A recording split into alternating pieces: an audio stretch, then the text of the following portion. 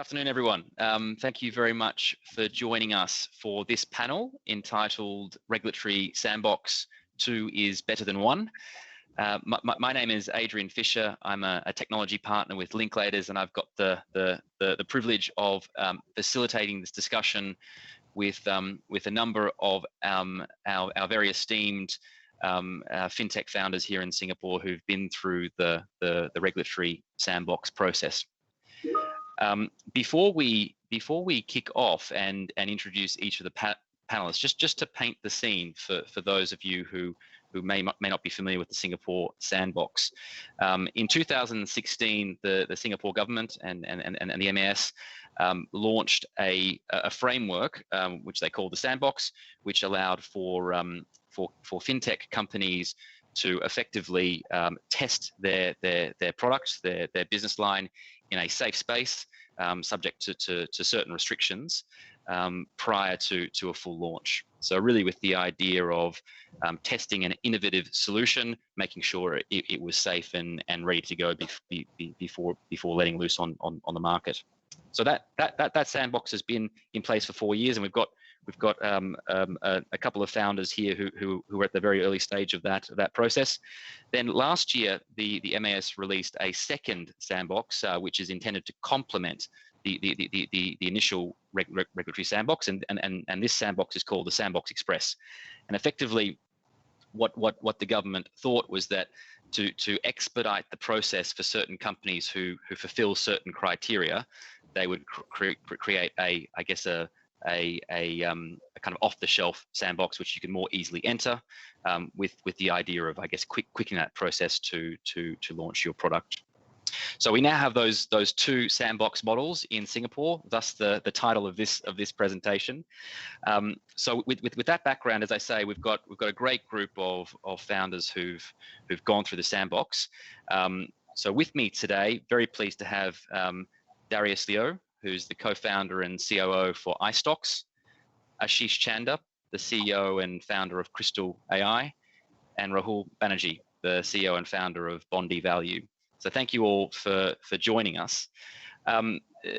Before we get into some specific questions, I thought it'd be worth each of you introducing yourselves and also your journey through the sandbox. So perhaps we'll start in kind of sequential order of when you entered the sandbox. I think Asheesh, probably you were the earliest. So can I hand over to you to introduce yourself and your journey? Sure. Thanks a lot, Adrian, over there. So just to introduce myself, I'm Asheesh, the founder of Kristal AI. Kristal AI is a digital private wealth platform, and we got into business as a tech company about 5 years ago, Jan 2016, and we then incorporated financial services entities by taking licenses in a couple of countries, mainly Singapore, Hong Kong, and India. And in Singapore is the first country where we went into the sandbox, and I think we were the second company after Publicity to enter that. So we started our sandbox sometime in 2017 and were there for almost a year. And our whole business model evolved from somewhere being a robo-advisor or a private bank to being more of a digital private wealth platform, and evolved as we exited the sandbox or graduated from the sandbox. It evolved multiple fold. So happy to talk about that in due course, but letting everyone introduce themselves. Great, thanks Asheesh, and great to have you. Darius, I might turn to you because I think you're kind of next in sequential order in terms of entering the sandbox. Be great if you could introduce yourself and your journey. Thanks, Adrian. I'm Darius Liu. I'm the co-founder and COO of iSTOX. iSTOX is the world's first integrated issuance, custody, and trading platform for digitized securities. And now through our next generation regulated platform, iSTOX is bringing exciting and hard to reach private investments to much wider investor base. So we're pretty excited about that. We entered the sandbox in May of last year. Took us about 9 months, and we exited with CMS and RMO license together in our entity in February this year. And after we exited, we had no longer any limits on how many investors and issuers that we can bring on the platform. So now we are going full steam ahead to scale up and bring all these exciting issuances and investments to investors from all over the world. So excited to be here. Great, thank you, Darius, and Rahul. Turning to you, and I think you're probably the only one here who went through the Express process most recently. So it'd be great if you can introduce yourself and your journey. Sure, Adrian. Thanks. I'm Rahul Banerjee. I'm the founder of Bondevalue. We are the world's first fractional bond exchange. So our focus is to allow everyone to buy bonds in a denomination which is $1,000 instead of the typical $200,000. We went into the Sandbox Express in October of 2019, and we graduated 1 year later. And as you said, we were the first in the Sandbox Express, first to also graduate from the Sandbox Express. Great, thank you, Rahul.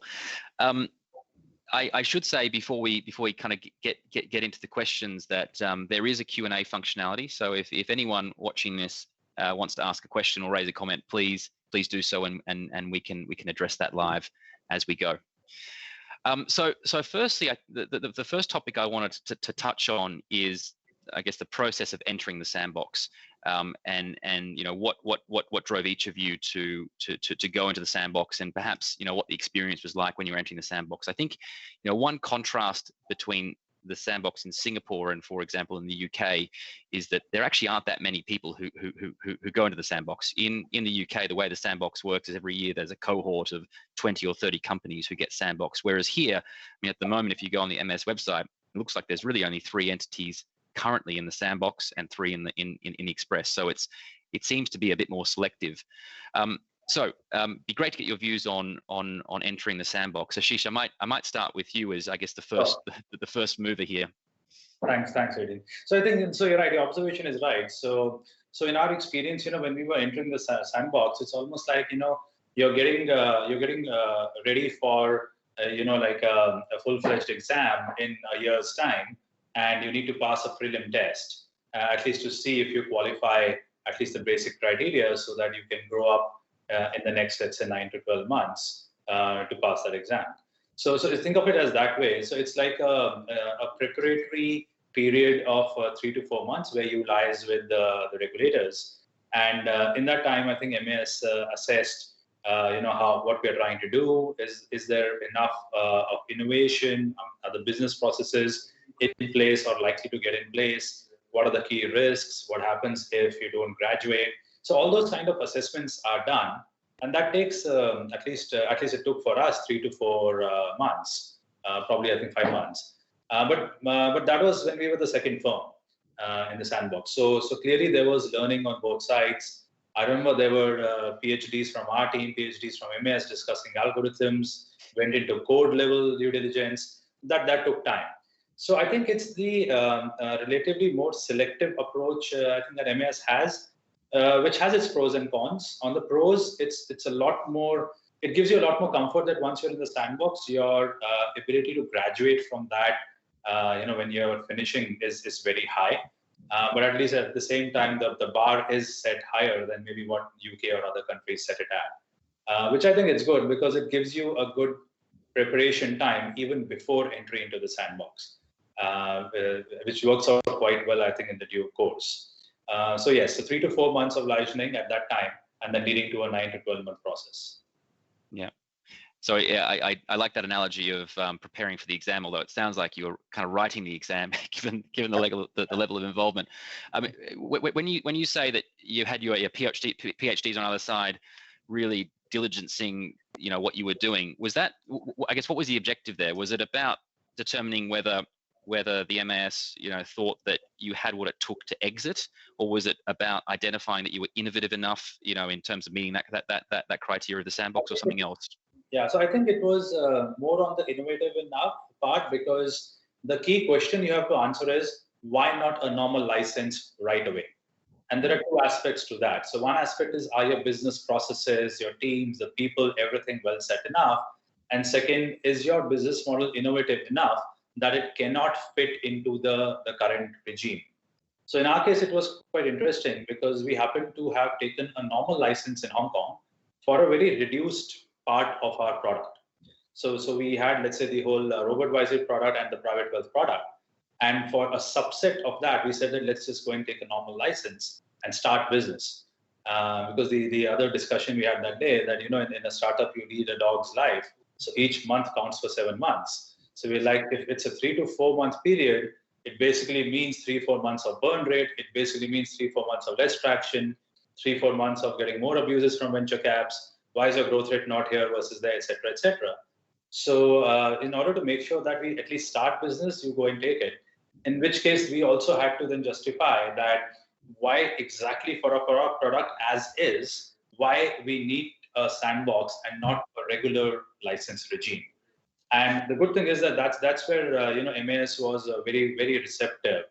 And because we were among the first ones, so we even went into board level reviews to see how the algorithms work, what are the risks, because we were not willing to restrict ourselves to accredited investors universe. We wanted to go retail. And when it comes to retail, rightly so, MAS is a lot more involved and finicky, which made a lot of sense. And hence it was checking the innovation, checking the, like we say in markets, 3 Sigma, 6 Sigma events and how that goes, and going into that. Yeah. Oh, great. Thank you. Darius, I might bring you into the conversation here because I guess you then entered probably a year or so after Asheesh. What was the process like for you? Did you have that same level of interaction and diligence on your business model and technology? Yes, absolutely. We run our iSTOX platform built on the foundation of blockchain and smart contract technology. So this is a new thing for the MAS, especially when it comes to the securitized tokens. So there's a lot of learning involved on both sides. A lot of co-creating new regulatory regimes almost, right, on how MAS or regulators should look at digitized securities because it's never been done. So that process was a very collaborative one, I might say, but it did take a long time because there's a lot of new ground to break. And some of these touch on existing regulations and how our business model and the technology fits into the current regime. So we took about upwards of 4 to 5 months, similar to Asheesh, to get into the sandbox from the point of application. And the application does feel like a fully fledged license application. It did really feel like that.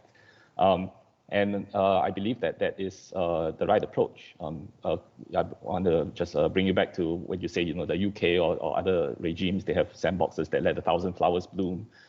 It may not, well, the jury's still out, right? But to me, it may introduce an unacceptable level of risk into the system when it comes to, dealing with sandbox entities that have real clients, real issuers, real money, real value at risk, right? And if for whatever reason the sandbox experiment doesn't work out, how are you going to unwind all those things? So having a smaller number of serious players that are shepherded almost through the system all the way up to licensing, I think that is a prudent approach, and we're the beneficiary of that. So thank you to our friends at the MAS. Yeah, and I think it shows, I guess, a real objective of making sure that real businesses are created, as evidenced by the fact that you're all out of the sandbox and still still operating. So well done to each of you. Rahul, so I guess you took a slightly different approach, right? Because you ended up in the Sandbox Express. What was your journey like in terms of entering the sandbox? We were a trust push case. When we applied to the regular sandbox, the old regime, and then when the new regime came up, we had a choice to persist with that or go into the new regime. So we did have a bit of both worlds. I think the principles remain the same. That are you innovative enough? And I think what it does is, if I look at all our business models, we were, highly innovative. I think all of us have world's first in some aspect of our focus areas. So the confidence that not only others get, but also you as a team get, that you now know that you comply with the laws, that it all works, and you can test the systems. The technology challenge has to be married to the security laws, and both have to fit harmoniously with each other. And that's the advantage of the sandbox. Uh, it does allow you a long runway to then for your business to take off. So on balance, similar process and similar thoughts. Yeah. And when you, I guess, switch track from going down a bespoke sandbox kind of route to the express, was there a change in the interaction? Did the process become, say, easier, expedited, or I guess if you were the first, were there still, I guess, some teething issues to No, I don't think there were any teething issues. We were speaking to the same team at the MAS, because the Sandbox Express, if I'm not mistaken, only applies to two types. One is RMO and there's one other. Yeah, so, in insurance brokers. Yeah. So it does look at those two. It only applies to that subset. Yeah, understood. Okay, great. So once you got into the sandbox, I'm interested to know what you got out of it. What were the features of the sandbox process that helped you the most? Darius, I might start with you. If you can give some highlights. I think the definite time frame of the sandbox is a plus as far as I'm concerned, because to everybody involved in our business, from our users, from our investors, from our shareholders, even to our partners and ecosystem players, having clarity on when you would actually graduate into a fully licensed regime, that is actually pretty important, because the last thing you want is to tell all these partners that you don't really know when MAS is going to get back to you and all that, right? So having that clarity in terms of time horizon, I think that helped us in our business planning, in our cash management, and all sorts of other things, and brought so much clarity to the whole process. So that was one. Secondly, I think being in the sandbox availed us to more resources within the MAS. So we had our friends at FinTech Innovation Group, had tip to them, that helped us talk about, discuss, bounce off ideas, think about different ways of,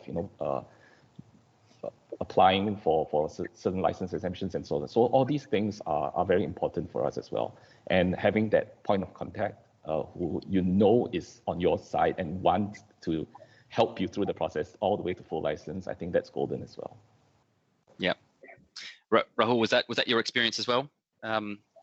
What were the things you took from I guess being in the sandbox? For us, the sandbox period was in the midst of COVID, so it was a particularly trying and testing time. And as the fintech team, both on the innovation side and on the supervisory side, they were both very responsive, were there to assist and help in the journey. So my gratitude to them. The other thing that the sandbox does is it does allow you to speak to and integrate with institutional players, right? Imagine, like we needed a custodian, and we are one of the world's largest custodians who custodizes our cash and bonds. Now, had we not been in the sandbox, we could not have onboarded with them and done real transactions. So it does allow you to, work with other financial institutions who, in normal circumstances, would only onboard other financial institutions. So it does give you like some privileges, which obviously the counterparty has to investigate, and allows you to get your business off the ground. Otherwise, in a normal process, right, you can only start conversations once you get the license. So that's one of the advantages of being in the sandbox. Yeah, and let's come back to that point, which is really about, I guess, helping to establish credibility in the market. I just wanted to pick up on what you were talking about around COVID, because obviously we're all living through this. I mean, we're hosting this this virtually. I have great memories of fintech festivals in the past at Expo, and this is clearly quite different. So yeah, talk a bit more about that, because I guess you entered the Sandbox pre-COVID, I'm guessing, and then everything changed. What was that experience like? COVID delayed things amongst other banks, like while fintechs and Singapore in general was nimble and innovative. If you're dealing with a financial institution that, and if I may, sorry for being controversial, who's not allowed to use WhatsApp, who did not have access to, teleconferencing, was forbidden to do Zoom, things could slow down, and they did. And we went in for an extension, which the MAS understood and offered us the extension of the Sandbox by 3 months in the process. But COVID was and is a bizarre time, right? This is our 5th FinTech Festival, and this is happening on a grander scale than the previous 4, but still on virtual media, Microsoft Teams. Yeah. So it sounds like the key implication was your ability to interact with your customers, your partners. Is that right? Yeah, that's right. And a lot of business happens. Everyone in larger organizations across jurisdictions took time to get used to. If you remember, bankers were always used to flying around to have meetings and to sort things out. But people adapted really quickly. And the other thing that really played to the advantage of all fintechs is that COVID rapidly increased adoption rates for digital businesses. And suddenly everyone in the bond market who was used to working on the phone got a lot more used to doing things digitally. So if there was a little silver lining, it is in the adoption of fintech. Yeah, absolutely. I think every bank during COVID, adoption of a digital strategy and more innovation has been right up there. So I can see that. Okay, well, congratulations on successfully pivoting then during what must have been a difficult time. So Asheesh, I might turn to you, and I guess it'd be good to hear your thoughts around what you got out of the Sandbox, and maybe touching on that credibility point, because I do recall when the Sandbox was announced, there was a lot of fanfare about it, and then there was a lot of waiting with bated breath to see who the first companies were who would go into it. So I guess as one of the early movers, how did you find that experience? What did you take away from it? So 2 things. So one is the customer side, and one is the regulator side, right? So on the regulator side, it's like when you're young and you're dating someone, right? So you're literally wondering, is she evaluating me? Is she being my friend? Or does she really like me? And what's happening? You're always, trying to be your best, but you still don't know if the other person is kind of judging you every now and then or really helping you. So when I asked MAS this thing, they said that, dude, you don't have to worry about it. You don't need to engage Deloitte or BCG or McKinsey because we are doing free consulting for you. And in return, you're getting a Sandbox license, and you can get your processes. It gives you credibility and so on, which is right. So in that 12-month period, the main confusion on the customer side was, hey, what is this Sandbox? Because customers didn't really follow it. And they were like, are you MAS licensed or you're not MAS licensed? And we had to put all these disclaimers that we're in the Sandbox, we may not exit, we may exit, blah, blah, blah. There were a lot of that stuff. So customers were like, what the hell does that mean? So what happens to our money, if you guys decide not to take it up, et cetera, et cetera. So that kind of explanation was a lot to be done from our sales teams, just to make sure that individual investors also understand the concept and the implications. So that effectively, let's say, put some kind of onus on us to make sure that, we should exit as soon as possible with a proper license, of course, with the MAS getting full satisfaction. But at the same time, without that regime, without the Sandbox regime, you don't even have that much credibility. So both on the customer side, media side, popularity or marketing side, it adds a lot of value, which MAS was very helpful in giving. But I would still say, I'm still confused. Was it the dating period where they were evaluating or they were really helping? Still don't know that. Yeah, and they'll probably never tell you. So on the customer side, I mean, it's a really interesting point because when you're in the sandbox, there are requirements on you to put certain disclaimers when you're dealing with your customers, and it sounds like you had an experiences where that was a bit of a blocker, I guess, or at least you had to take time to explain it. I guess once you did explain it to customers, were they okay with it? I mean, how was uptake like during that sandbox period? It still did have an impact. So I would say, let's say, imagine if there's a client who wanted to open a $100,000 account with us to manage their investments. I would say they would have gone to like 20, 30,000. Just to say, okay, you'll exit in 1 year, fine, I'll wait for 1 year with 20K and then take it up to 200 later. So it did have that impact, but this was two years ago, 2.5 years ago. So I'm sure by now there's a lot more coverage. Singapore's a fintech nation. So I'm sure there's a lot more people who understand it today. But in the initial first few days, it was a bit of a challenge because we had to explain everything in the sales process. Yeah. Darius, what about on your end when you were in the sandbox and you were looking to onboard customers? How was that process? What blockers did you have? Similar to what Asheesh has said, there were definitely a lot of disclaimers and a lot of and some level of education involved on what it means to be a sandbox entity and what there will be all these FAQs about what if you don't exit, then what happens to the customers' monies and so on and so forth. So that whole education process needed to be done.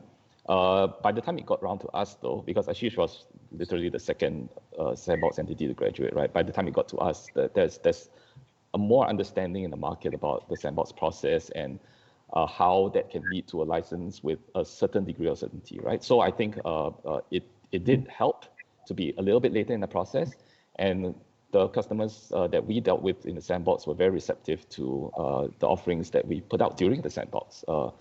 There were certain caps around the number of investors, the total amount of fundraise, and so on. But we were very excited when we launched our first issuance within the sandbox, and within less than a day, everything was gone. Right?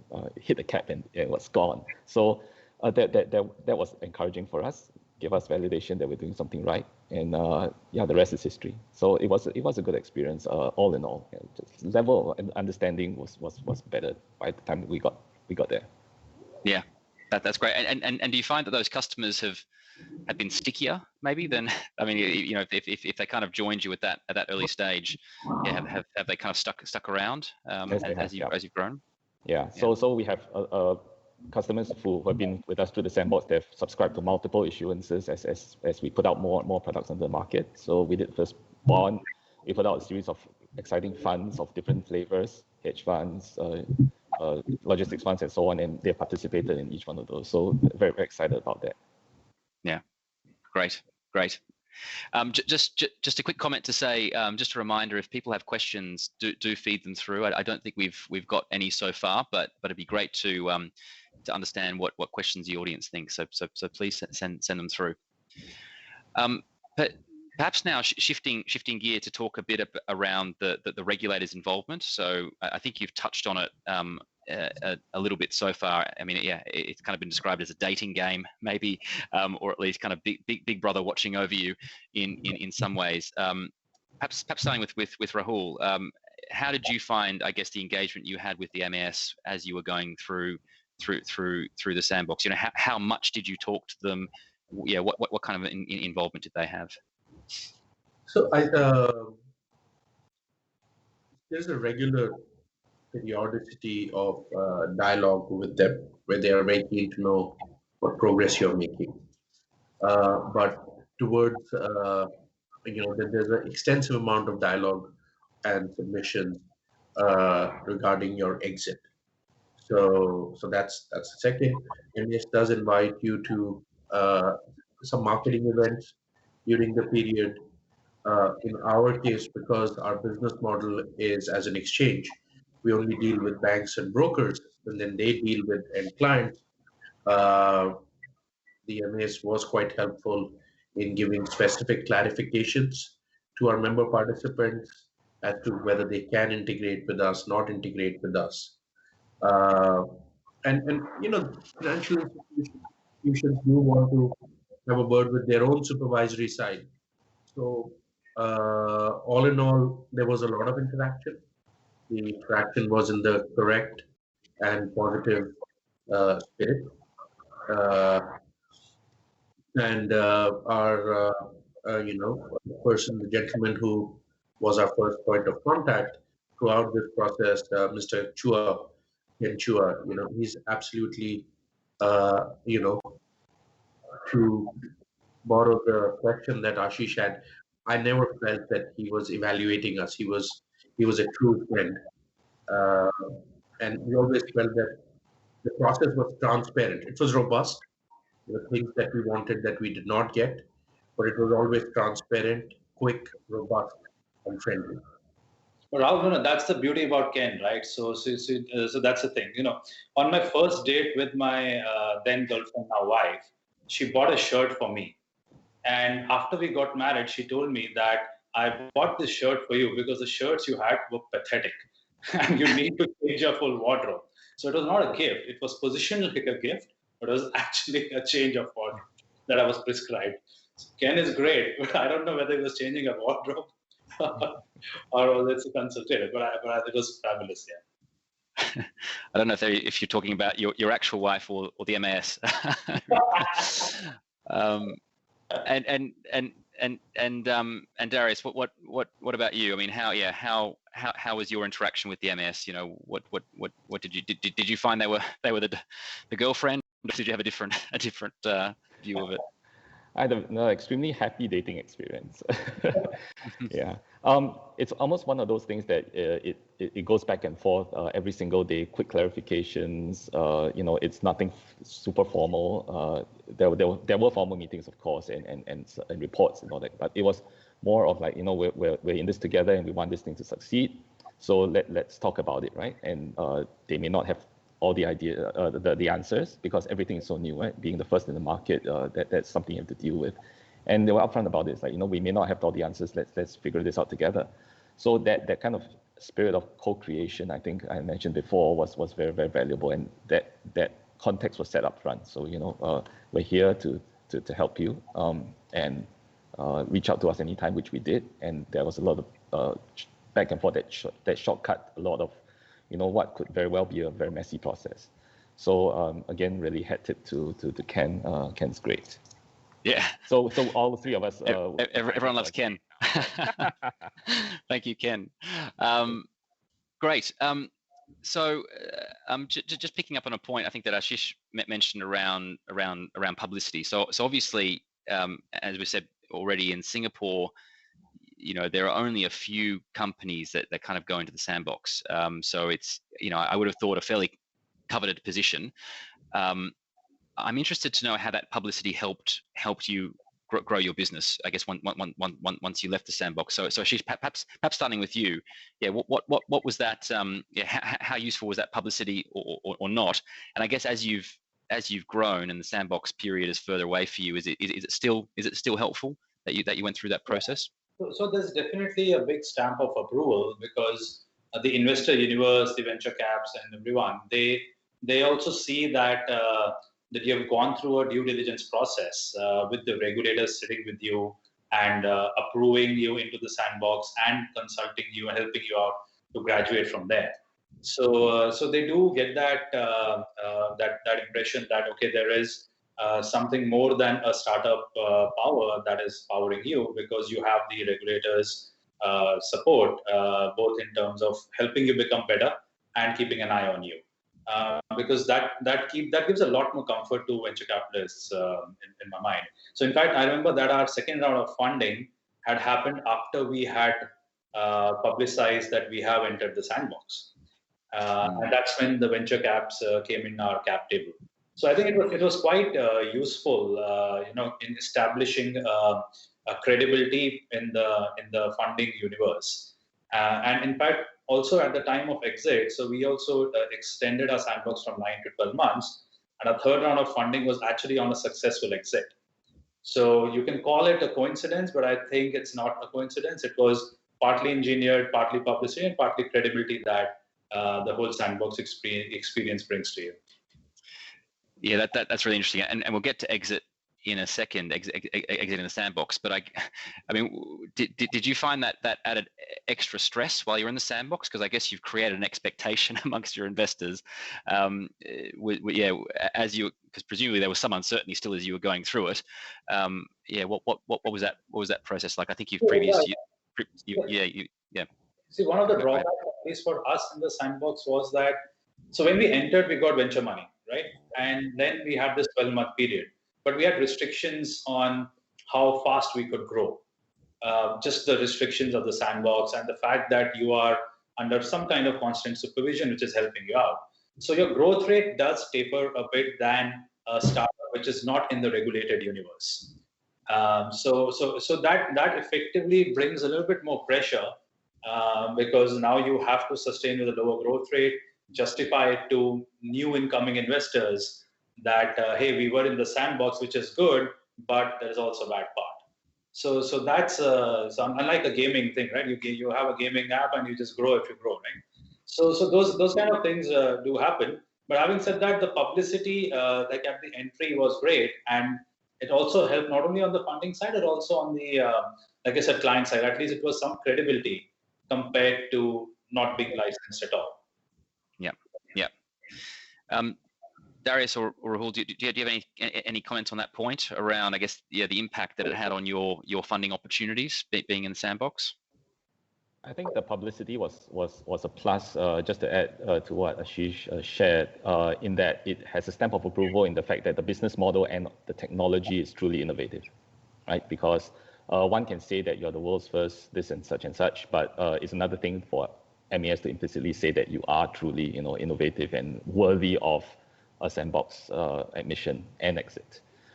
So that it was a big plus for us. And when we go out and tell ecosystem players, clients, shareholders, and so on, that we are truly innovative and our tech is world class, that they want to believe you, and we show them the sandbox, and they say, now I believe you, right? So I think that was one big plus for me, on top of everything that Asheesh said. Yeah. I think I'll add one more point over there, Adrian. So also, it got a lot of publicity from other parts of the globe.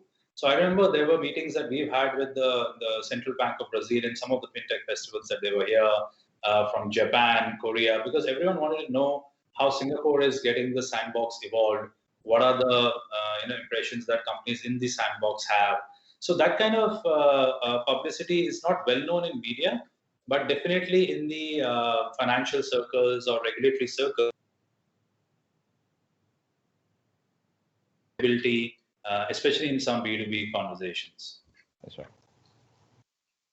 Yeah, absolutely. Because let's not forget that Singapore what was one of the early movers on the sandbox, and a lot of countries have come out with it since then. Great. So perhaps we'll turn to we'll turn now to talking about exit. It'd be good to get your reflections on how easy or otherwise it was to exit the sandbox, because obviously that's the key motivation. Getting into the sandbox, the key motivation is to get out. So perhaps Rahul, I mean, I know you've just left the sandbox, I think 2 months ago.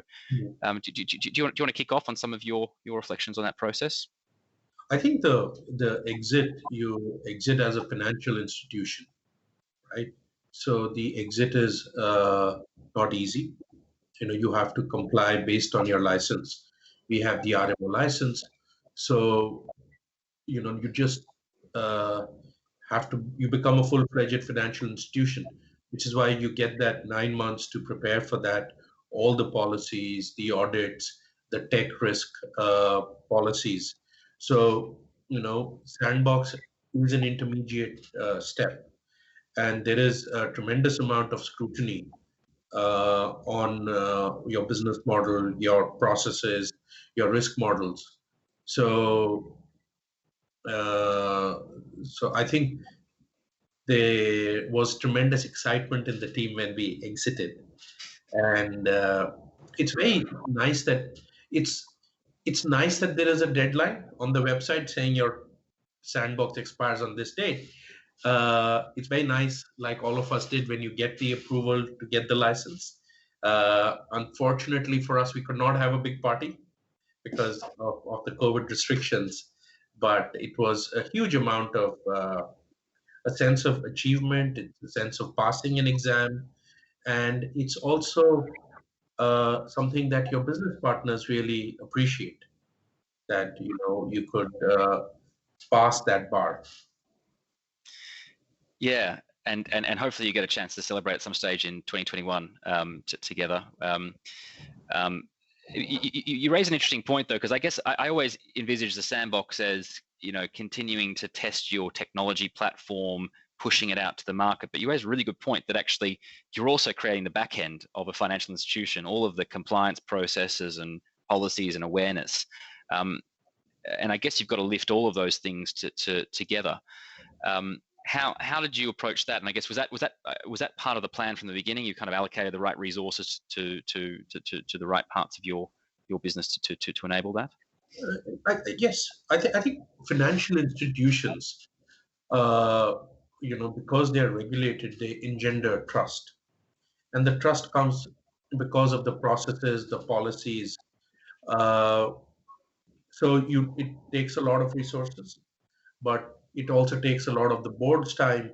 So you really start to go from being a startup-y, fintechy type of an organization to, while you retain that innovativeness, the back end is solid. So there is a lot of work, and I want to really thank our legal and compliance colleagues who took the lead in putting all of that together. Also want to thank our legal advisors, because the beauty of this whole blockchain thing, Adrian, is this, that ultimately blockchain is a technology. And if you take the security laws of Singapore or any other nation, it doesn't say that if you use Java, then these are the laws. If you use C++, these are the laws. If you use blockchain, these are the laws. Therefore, that whole legal compliance framework, integrating it, because you get in for innovativeness, you exit for completeness and complete harmony between your tech stack, business model, and securities laws. And in that, throughout the process, the MAS teams also work with you in understanding and opining whether something works or not. Mm. So that process, it is stressful, but that process is also educational, clarificatory. And the beauty is, you got it right. Because when you go and tell people that this is the way you do things, they're like, yes, makes sense. Yeah. Yeah, very true, and thank you, Rahul, for the shout out to the legal and compliance community, of which I'm part, because I've been banging on for a long time about the importance of ensuring, you're hardwiring your solutions to be legally compliant. Because with something like blockchain, if you get to the 11th hour and you haven't thought about privacy law, for example, I mean it's almost too late. So, I'm a big believer that you've all got to go along the journey together. So thank you.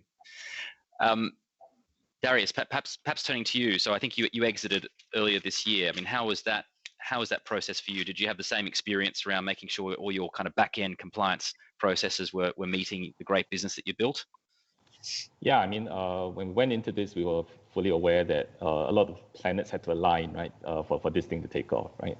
It's not just a tech problem, or it's not just a finance problem. It's operations, compliance, legal, whatever have you, right? Finance, and so on and so forth. So all these stars have to align and align perfectly, right? And we went in knowing that, and we're very happy to have a great core team in the early days who helped really build that up from zero. So that strong foundation allowed us to accelerate. I'm a big believer in not having built up a lot of technical or operational debt, right? So if you don't, like you said, right, provision some of these things in, and you find out much later on, it becomes tougher to unwind if you did it in the first place.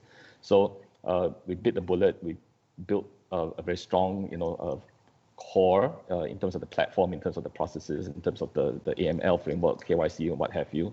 And from there, using that, we accelerated that build out. So right from the start, we had this massive, Excel spreadsheet that says that by which date you need to have what in place, and so on and so forth. And then we showed it to the MAS, and the MAS is like, this is okay, this is going to be earlier, this can be later, and so on. So that whole process helped us sort of telegraph all the way up to the exit date. And and it was helpful. It wasn't, the principle of no surprises, right, always helped. So it was that planning process was very important for us. Yeah. I mean, it sounds almost like the rigor of getting in and being kind of planning ahead for the sandbox. I think you said it took a few months to actually get in. All that kind of actually helps the back end because you're more prepared to exit. Asheesh, what about on your end? Because I guess you were the second company to come out. Was it as organized as Rahul and Darius make it out to be, or what was your experience? I think so. I would say we got a lot more consultative help because both sides were discovering how exactly to go about things, and we had some very quirky innovations going on at that time, which people were not used to. So it was a lot more consultative approach where processes were defined almost in consultation with MAS. And like Rahul said, right? I like that when you say that, because you exit when you have proved completeness, and that's what exactly is the main thing. So it's not easy to enter the sandbox. It's not easy to exit the sandbox. It's also not easy to drop out. It's only it's like it's not easy to enter Harvard. It's not easy to exit Harvard. You drop out only if you have Facebook in your dorm room. So yeah, that's how I would just put it. Yeah, great, excellent. Well, we're reaching the top of the hour, so we might wrap up with some final thoughts. So perhaps from each of you, if you could mention either a learning that you've got from your experience that others who are looking to use the sandbox could implement, or you could answer the question whether you do it again if you have to do it all over. So Rahul, perhaps starting with you, and any closing remarks. Sure. Thanks, Adrian. First of all, thank you for the session. And I'll say two things. The first is for people in the audience. I think the sandbox graduates and the people, there's a tradition of helping each other. So Asheesh gave me some very good pointers as I was entering and then exiting. Likewise, some of the current cohort members tend to reach out. So do feel free to, come in. While Ken is the golden source, we can happily help with our experience as well. The second is this power of the Singapore sandbox and whether I'll do it again. The short answer is we are doing it again because we have a joint venture in Mexico. And Mexico has a sandbox regime, and we will be entering the Mexican sandbox very soon. The beauty is, and this shows how Singapore is the fintech nation and our soft power, is that the Mexican regulator references the Singapore sandbox as one of its inspirations, and it details it very extensively in its sandbox documentation. So we will have to, get into Howard the second time and get out the second time. But yes, must be fun since I'm doing it twice. Great. Congrats and good luck with that process, Rahul. Thank you. Darius, turning to you, any final thoughts? Yes, I think for aspiring sandbox applicants or the current cohort, I think one important thing when going into and trying to exit from the sandbox is to not underestimate the complexity and the requirements around the sandbox, right? Because like I mentioned, the bar to entry in the sandbox is really like taking an exam, right? And exiting from the sandbox, it feels like, it reminded me when I passed CFA, right? That euphoria, right? And it was because it's such a hard slog, right? And so I think plan ahead and line up all the resources ahead of time. And like Rahul said, if you need any sort of advice or any sort of bouncing off of ideas, feel free to reach out because we've all been through that before. And yes, I'll definitely do it again because given the iSTOX technology and operational stack, there's no other way. We couldn't have gone through the traditional route. It's just too many things that are new. Great, thank you, Darius. Asheesh, final words. Yeah, I think it's a great soft landing or go-to-market strategy in different countries. Where having been through the sandbox and the regulated regime, If you want to expand to different geographies, countries, Sandbox can be a great way to get a kind of a soft landing there, where you work in a limited environment. So definitely, I mean, for market expansion, I would recommend to everyone to consider a Sandbox in Singapore or wherever as a great tool or as a great field to go into it. And thanks a lot, Adrian, for giving us time for the session. And like Rahul mentioned, I'm very happy to help everyone out as one of the first, teams to be in Sandbox and exiting to give any pointers, any help that is needed. Great, thank you, Asheesh. Excellent. Well, we've come to the top of the hour, so I think what's left is to say thank you to the panel for attending and sharing your thoughts. So thank you, Darius. Thank you, Rahul. Thank you, Asheesh. And to everyone watching, we wish you the very best for this week and a very enjoyable FinTech Festival. Thank you, everyone.